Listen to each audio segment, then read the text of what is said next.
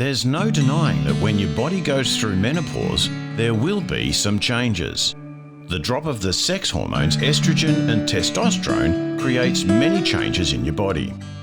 Key foods to promote a healthy life post-menopause include rolled oats, yogurt, legumes and seafood.